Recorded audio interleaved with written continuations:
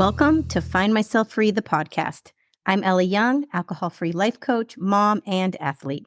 I'm dedicated to helping others change their relationship to alcohol by sharing my journey of transformation.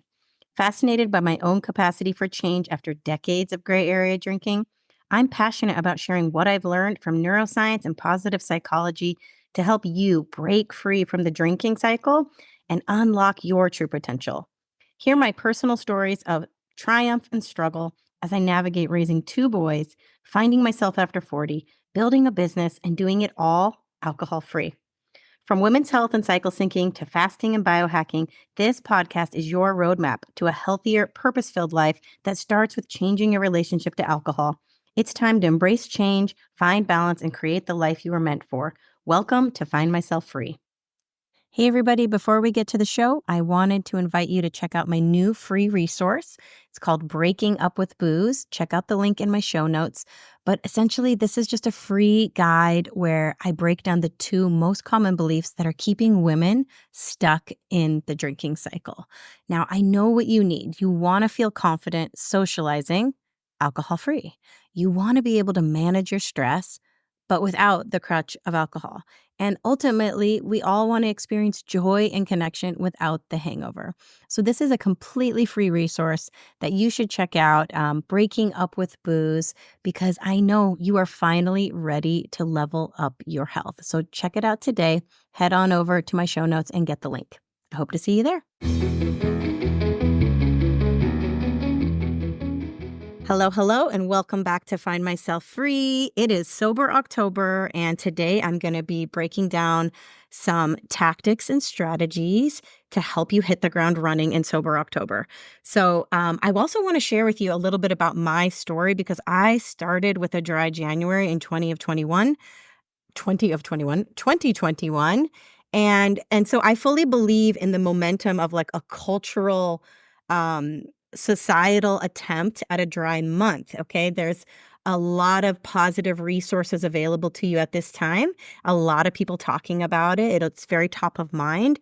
And so I would just suggest that it's an easier time than others to take on something like this in your health and wellness. I'm also going to be sharing with you the framework for how to actually approach a significant foundational change in your relationship to alcohol so that you're not just like, marathoning your way through this, like white knuckling it, being like, I'm really just going to do my best and prove to everybody that I cannot drink for 30 days, but not actually change anything about the way you think and feel about alcohol. If you're just counting down the days until you can drink again, and you're feeling like you're missing out and you're feeling deprived and you're feeling lonely and like, oh, this is so hard, then you're really not getting it. Sure, you're going to experience a lot of health benefits if you can abstain from alcohol that long. But if you go right back into your same habits and patterns, then you missed an opportunity here, because we have been conditioned to drink for so long that is what's worth taking a look at. That subconscious conditioning that we have closed off and haven't questioned and haven't challenged in a really long time. And it's controlling our behavior. It's pulling the strings, and it makes it really, really hard to change our behavior. And so that is what I encourage you to use this month to do, to really start to look at the subconscious and understand how you've been conditioned, how alcohol has been really pushed on you your whole life, and all the jobs we've given alcohol, and is it really doing a good job? And so that is part of what the framework is for really foundationally changing your relationship to alcohol. And so I'm going to go through that. It's also what it's deep inside my courses, the Brave course. Of course, I've got the Brave course going on right now. If that is something that interests you, it is like a done at your own pace coaching course. So you can log into this platform and watch a series of modules, lessons. There's journal entries, and it's really designed to take you sequentially through this process of breaking down the subconscious beliefs, hacking the habit, and building a life that you don't have to escape from. This is how I created this course with the exact same lessons that I learned that really flipped the switch for me. So that is why these are really impactful. They're short and sweet, these videos, because I know everybody's super, super busy. So this is designed to be something you can do on the go. That's how I did it. I literally would pop in podcasts, quit lit books, coaching videos, and I would like walk my dog and I would listen to it. And I kept this information top of mind for me all throughout my early sobriety journey days. Cause I mean, I would be in the car going to pick up my kids and I would be listening to something. I would walk my dog. I would be folding laundry and I was constantly listening to it. Cause what I was really doing was shaping my internal environment. I was shaping my subconscious. I was challenging these deep seated beliefs that had me thinking that alcohol was the best thing ever for so long. And like the only way I could socialize and the only way I could relax. Right. So this is like truly how I changed. And so I will go through all of that a little bit more coming up here. But the other thing I want to make sure I give you today is 3 tactics that you can put in place today for this weekend, for this next week moving forward, that are going to actually give you like tangible things to think about, tangible skills, visualization that is going to help you really start to chip away at this like really big structure in your brain that is the drinking behavior. Okay, so we were going to come up. So stay tuned for that. I'm going to do that at the very end of this podcast here. But coming up, we're going to get into first, I want to get into my story really quick here. So 4 years ago, I was drinking daily. I was just coming out of the pandemic after homeschooling my 2 kids. My 2 dogs were both dying of 14 years, and they were my first babies. I still really, to be honest, have a really hard time talking about it because I had to put both of them down 1 month apart. And it was awful. It was like the lowest low of my life. I was fully drinking to cope through that period. And I look back at that person and I go, I want to give her a big hug because I know she was doing the best she could at that time. And I don't fault her. I knew she didn't know any better. And no one was telling me to stop. No one was telling me I had a quote unquote problem. I wasn't blacking out and causing a scene. It was truly just a self-medicating kind of deep sadness. But I was also drinking for fun and I was also drinking to celebrate. I mean, I was drinking for every reason under the sun. And while I knew internally that it was too much, and I constantly would like look at myself in the mirror in the morning and be like, how long can you keep this up? Because I felt terrible. And I was just exercising a ton, taking a ton of supplements, and trying to like overachieve in all these roles in my life to kind of demonstrate to the world that like, I'm okay, everybody, look at me, I'm doing fine. I make it through the pandemic. I can homeschool my kids. I can like keep my shit together. But I wasn't. I literally wasn't. It was all a facade. And the moment that I finally was able to get enough space between me and drinking where I like wasn't using that as a crutch, and it didn't work. Dry January, I was still in the mindset of like, I'm missing out on something. I'm giving up my thing that helps me relax. I can't socialize. I would obsess about it. I was like counting down. I quickly moved from not drinking at all during Dry January to just saying, okay, you know what? I'm just going to drink on the weekends, Friday and Saturday. So I would like be waiting until Friday. And then I would say, I'm only going to have 2 drinks. And I'm not going to do hard alcohol because I was a hard alcohol drinker. I drank tequila, I drank Bacardi and Diet Cokes. I was a bit of a pirate. I always wanted to have caffeine or like tequila because I wanted that upper feeling instead of the downer feeling of alcohol. So I was always combining caffeine with alcohol so I could like power through and be energized while I was drinking. So I thought a step down for me would be to only allow myself wine on the weekends and only 2 drinks.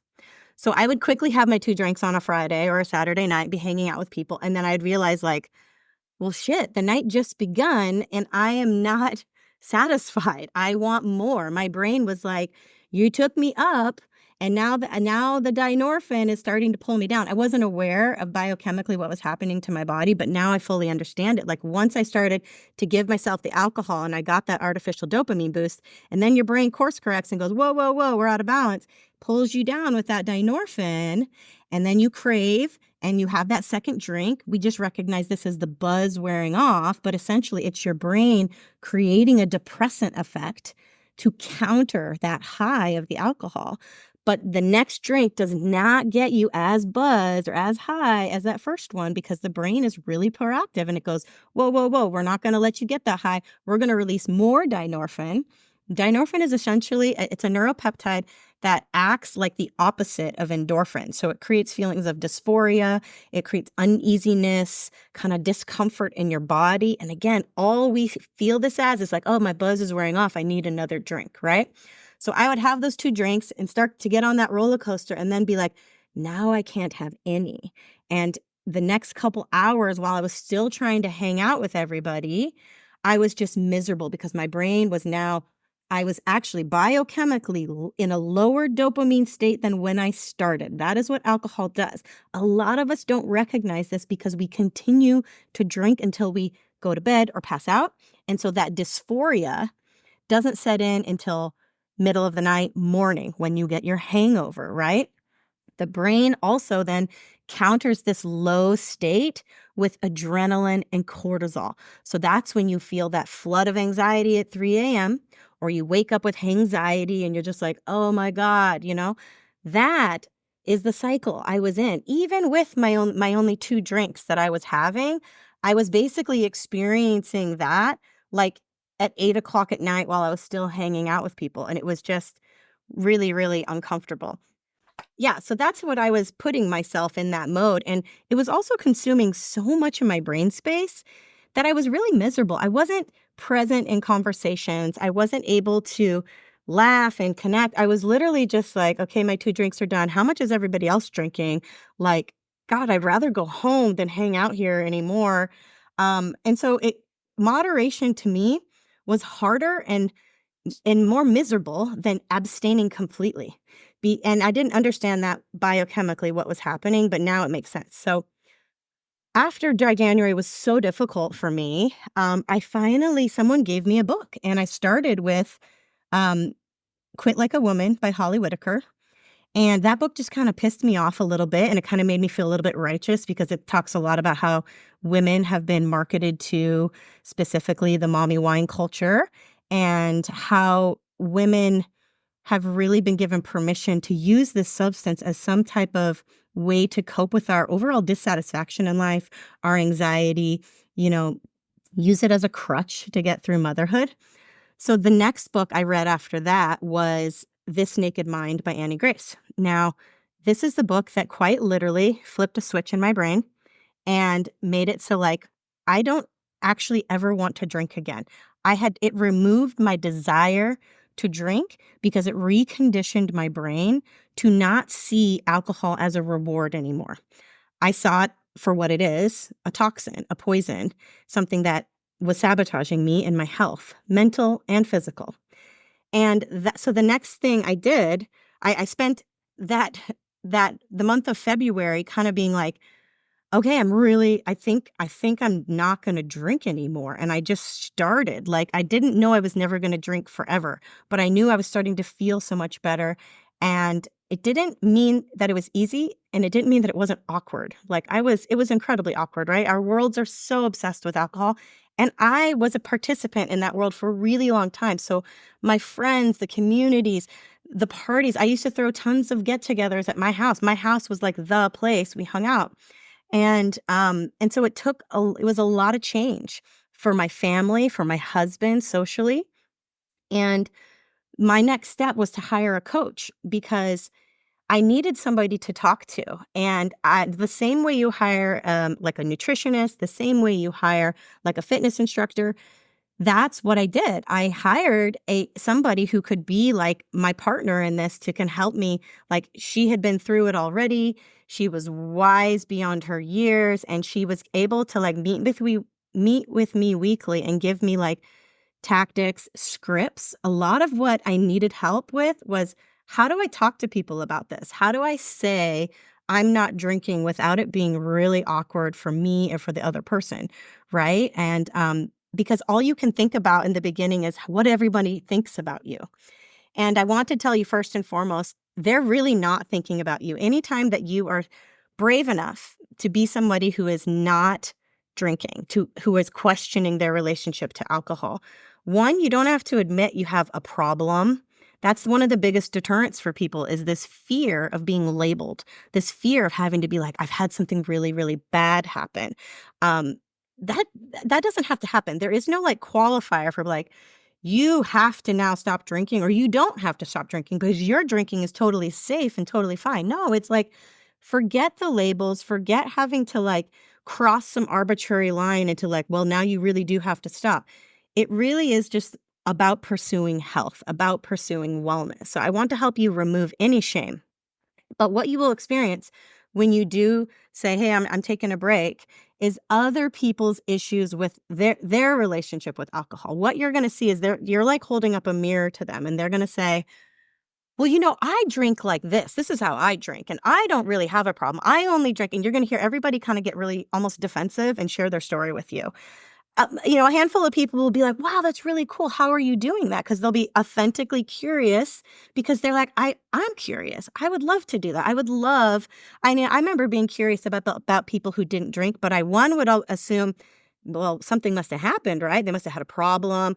A lot of people have met me before and they're like, "Oh, I didn't know you were an alcoholic." And I'm like, no, no, no. We're not gonna say that word. We're not gonna shame anybody who has decided to give up alcohol and brand them with some term that is, one, outdated, archaic, and not medically defined. We don't call anybody who has decided to stop cigarettes a nicotine-aholic, or who used to do cocaine and now they don't, a cocaine-aholic, right? It's really like, yeah, I had a unhealthy relationship with alcohol and now I don't. And so now I get to be whatever I want to be. Just because I don't drink doesn't make me an alcoholic. So I want to also kind of clear the air in that. I try not to use specific words in my coaching, alcoholic, although sometimes I reference it because that's what people understand.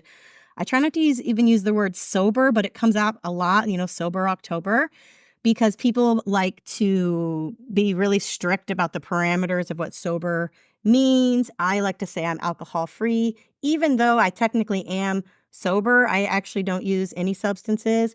I definitely dabbled in the beginning with THC, with CBD, but I ultimately found that it just made me more anxious.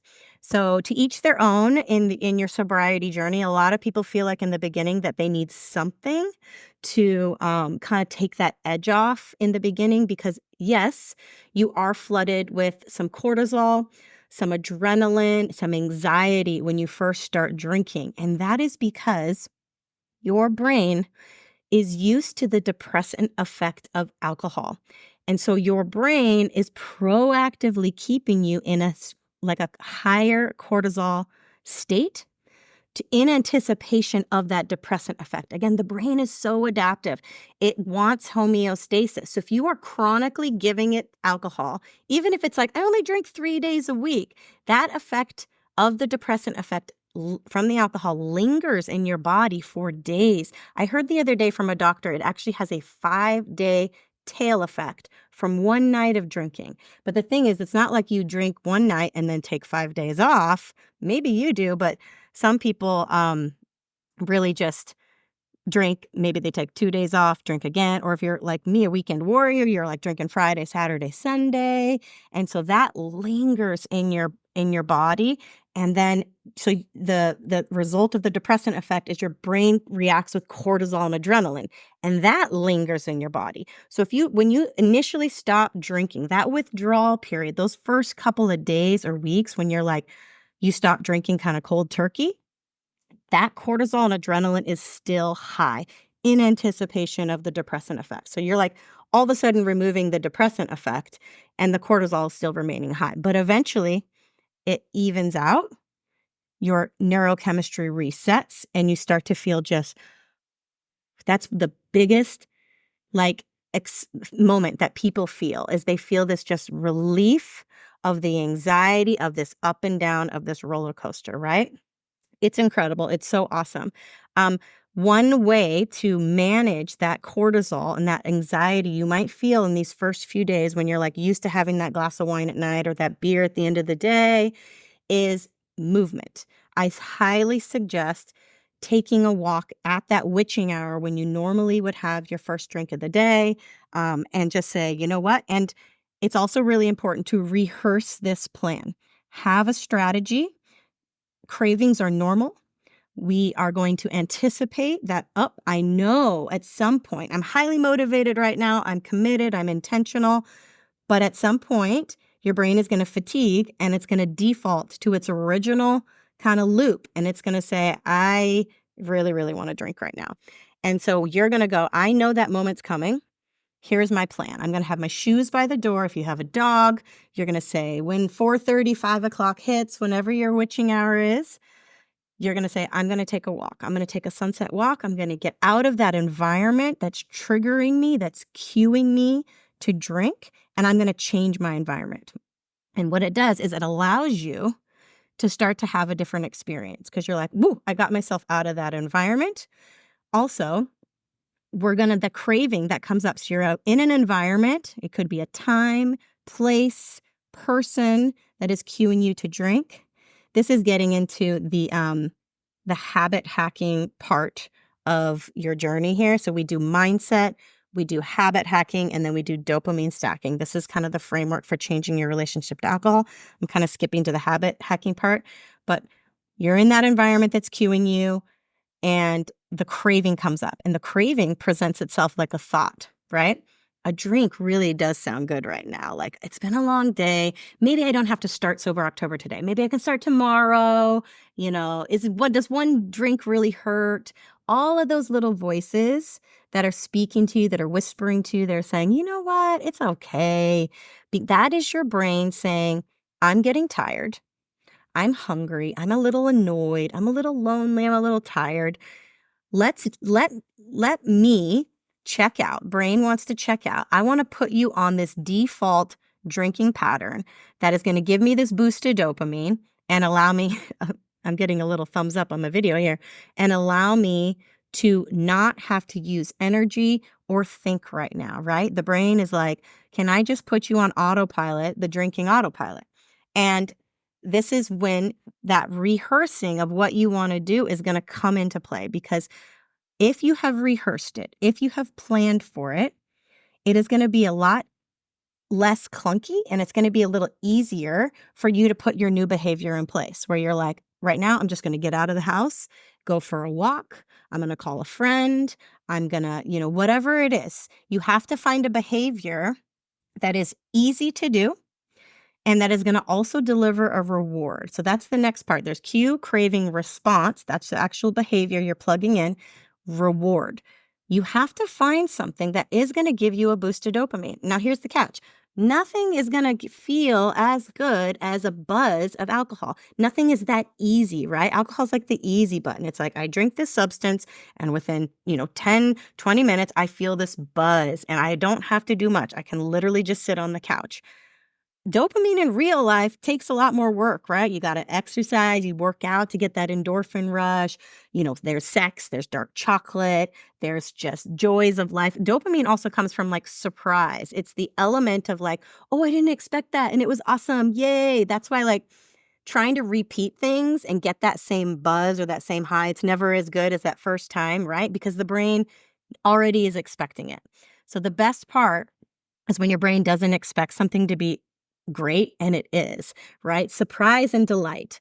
So I love this. I love this idea. But getting out in nature, sunlight, fresh air, seeing big expanses, connection, being with other people. The biggest hang up with alcohol is that we believe we need it to connect, right? It's so key to the social scene, right? And we really haven't been taught how to socialize without alcohol because we've been doing it since our teen years. It is like built into every social event from like, late high school all the way through college, all the work events, all the weddings, all the celebrations, sporting events, kids' birthday parties, you name it. So all the socializing we do has alcohol involved. So like we feel like we can't connect and get the perks, the joy that comes from connection without alcohol. And so that is a skill that you need to hone, you need to practice, and you need to prove to yourself. One, it's a belief that was built into you. You can't have fun without alcohol. Is that really true? Seriously. You were a kid once. You could totally enjoy yourself without alcohol. In fact, yeah, when I bring my kids to a restaurant and everybody's drinking or some sort of thing, like everybody's like, I can't bring my kids there. They're not going to sit still because it's not fun to sit in a place for 3 hours while people get progressively drunker. The kids know that. The kids are like, yeah, I need to get up and go do something. I want to go play a video game. I want to go run around in the park. I want to go, I'll eat my food, but then I want to peace out because this isn't that exciting, right? I get that now. I do feel like a little kid now because I'm like, all right, this has run its course. I'm ready to go do something else. And that's part of one of the gifts of getting alcohol free is you stop letting alcohol entertain you. And so you have to find other ways to entertain you. And that's when your entire world opens up and it starts to get really creative, really cool, really adventuresome. And you start to like pursue these things that you haven't in a long time. And you get back in touch with this like childlike wonder in yourself. I was like, oh yeah, that's right. I do kind of like these things, right? The connection that you're after doesn't need to come from alcohol, right? And so just this morning, I'm going to share with you, so last night I went out for a girlfriend's birthday. We went out to dinner and our kids have no school today. So it kind of felt like a Friday night, right?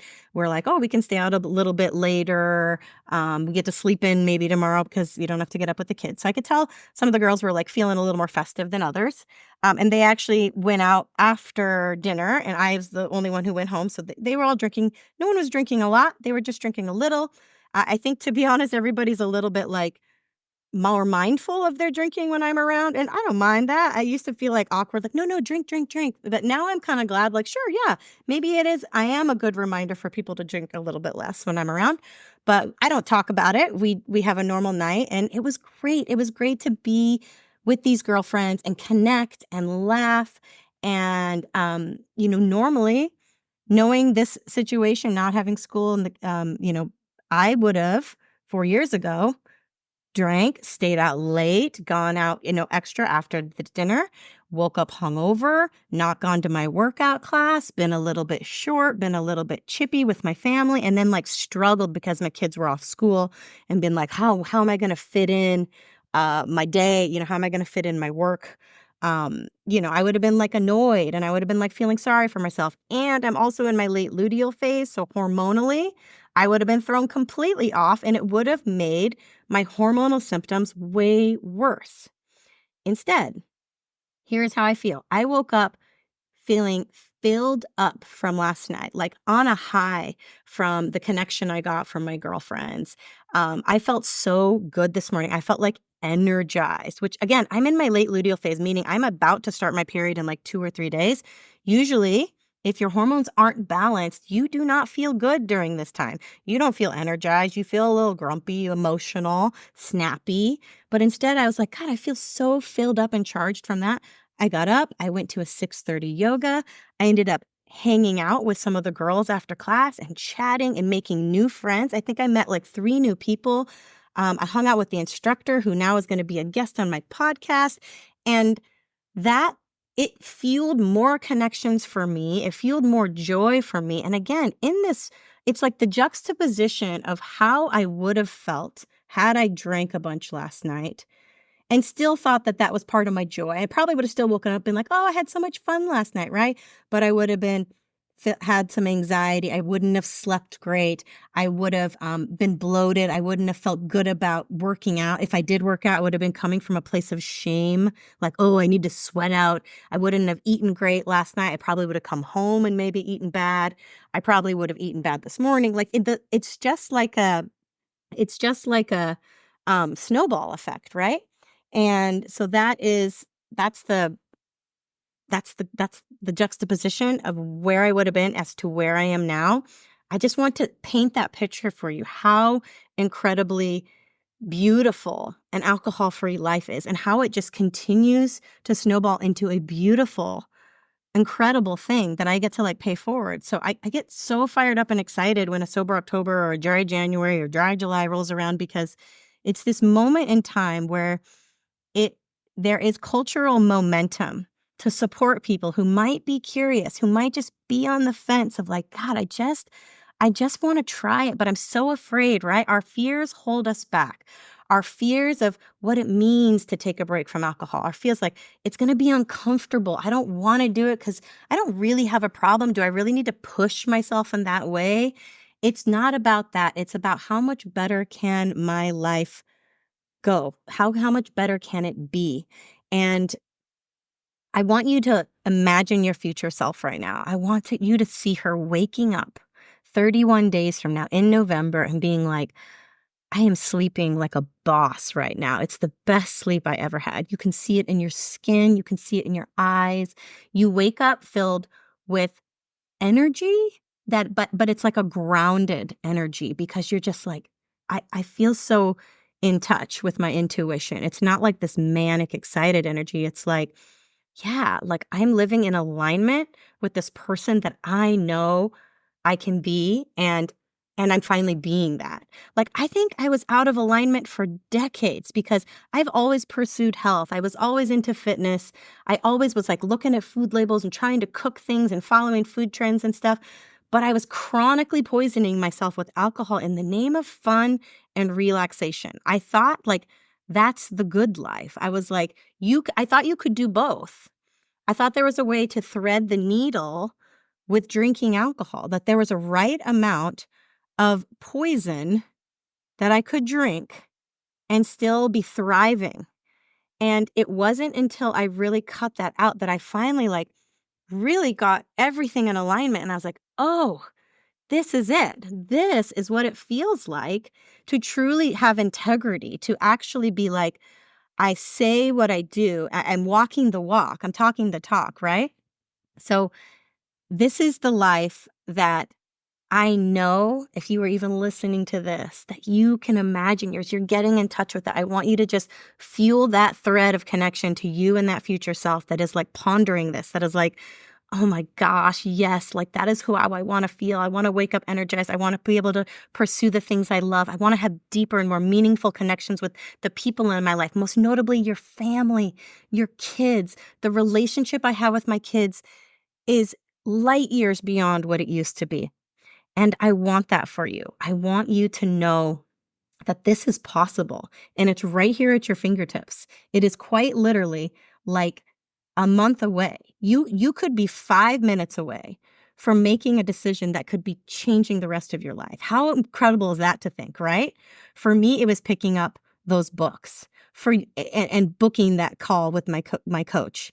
For me, it was allowing me to question those beliefs that were so ingrained in me. And all of that, that little chain reaction of things is like, it changed everything. And if you want that, just know that it's possible.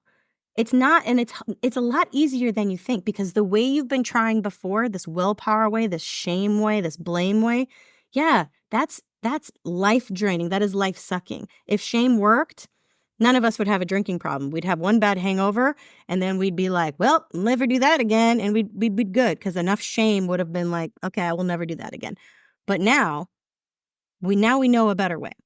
We know it's neuroplasticity. We know that if we change the way we think and feel about alcohol, you can remove your desire to drink and you can start pursuing this other life that you know is so much more in alignment with who you want to be.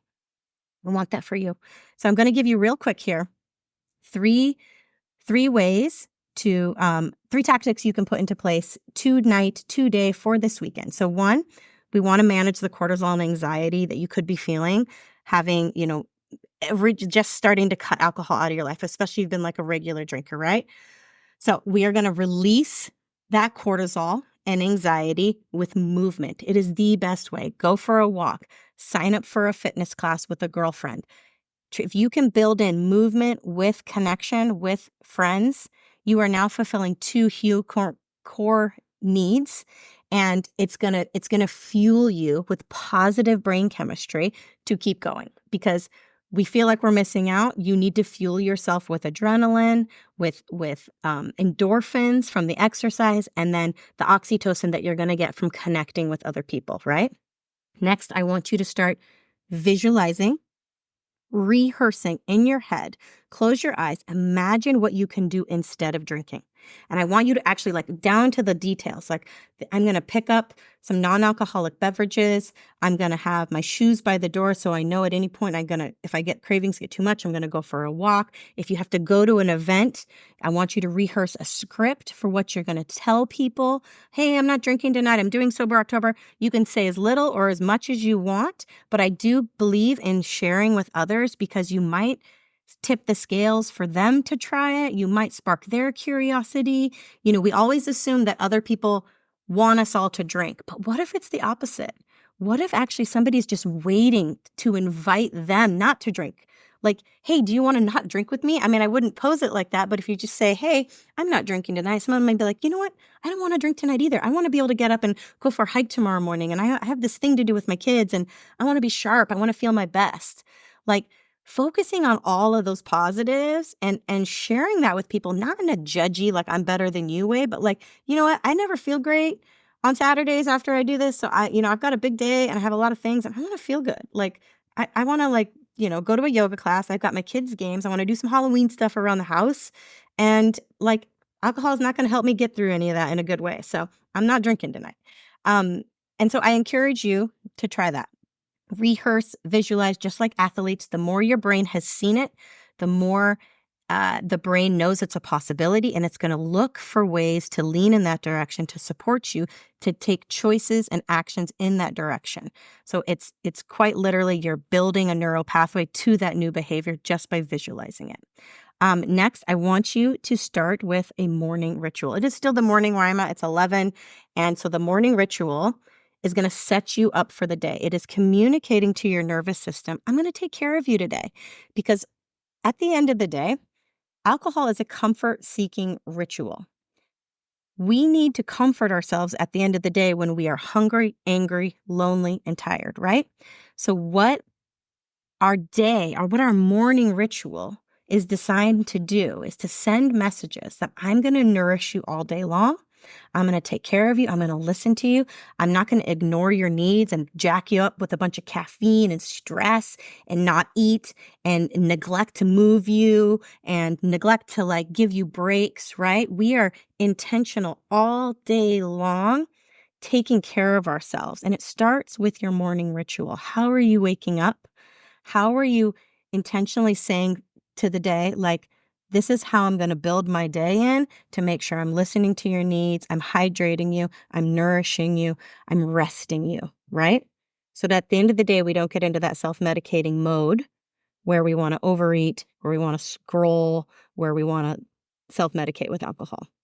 So that is your strategy for weekend 1 of Sober October. And I want you to know I am with you as always. I've got lots of supportive options for you during your Sober October. One of my free resources is called Breaking Up with Booze. It's on my website. It's 3 short videos that are going to help you start breaking down those beliefs about alcohol that are keeping you stuck. The next step in this is called Brave. And that is the course that I built that is filled with the lessons that took me from a daily drinker to over 3.5 years alcohol-free and thriving. These are the lessons. These are the journal entries. This is where you're like, I want to get intentional. I want to put some time and energy into this. But just so you know, these videos are like 5-minute, 6-minute little videos, and there's a whole bunch of them. So you watch them in sequence. You can stream it while you're driving, while you're walking, while you're folding laundry. And then if you want to work one-on-one with me, if you're like that kind of person where you're like, I want to get this done. And that's how I was. Like, I didn't realize until after I had gone through my 4 months of coaching that I was like, oh, that's right. I wasn't fucking around. I was like, I'm committed. I'm taking this serious. And it's the best move I ever made because it took this intention of like, wow, wouldn't it be actually nice to actually be 4 months out alcohol free and to not feel alone in it, right? And so hiring a coach was like, it took my intention out from inside of me and it put out into the real world. And it was like, now there's this other person who's meeting with me, who is listening to me, I got to like tell my whole story to and tell my life to and be like, how do I get through this alcohol free? My 40th birthday was like, I was only 6 weeks alcohol free for my 40th birthday. I canceled a huge trip that I was supposed to go on with a bunch of friends and party my ass off. And instead I went with my family to Palm Springs and rented a house there, which I thought was like, "Oh, I'm doing this thing." It was so hard to be around my family and not drink. And so getting through that, having somebody I could talk to who gave me a game plan, who helped me prep for the emotions I might feel, who helped me rehearse the scenarios I might come into where and like it's so important to have somebody on your side through this. And so I encourage you to get in a community, to put yourself in an environment that is going to continue to shape you towards this intention, okay? I know, I know if you're watching this, you are so curious, or you're listening to this, you are so curious about what your alcohol-free life could be like, what it could feel like. And I'm with you and I want to continue to like cheer you on and root for you. So check out some of my free resources, get into the Brave course, book a free call with me. All of these options are available to you, depending on your like, hey, how much energy do I want to put toward this? So I am with you. Thank you all for being here, and I will see you next time. Take care. Hey, you've just listened to an episode of Find Myself Free. And if some part of this left you wanting more, if your curiosity has been piqued and your intuition is telling you, I'm ready for more, then check out my coaching offers at findmyselffree.com. I have the Brave course to help you break free from booze. And I designed this course with the exact lessons that led to my transformation. I also have the Balance Challenge for those ready to learn the art of cycle syncing to balance their hormones. If you're looking for additional support and to take either of these programs to the next level, I also offer one-on-one coaching. Now, I worked with a coach for 4 months at the start of my alcohol-free journey, and it made all the difference. Being able to talk to someone who knew what I was going through and could help me navigate my new world gave me a foundation of support I could build on. And it's a big reason why I'm a coach today. I want to help others find their freedom and level up their health. If this sounds good to you, connect with me at findmyselffree.com and set up a call. Listen to your intuition that is telling you you were meant for more. I am with you. You got this.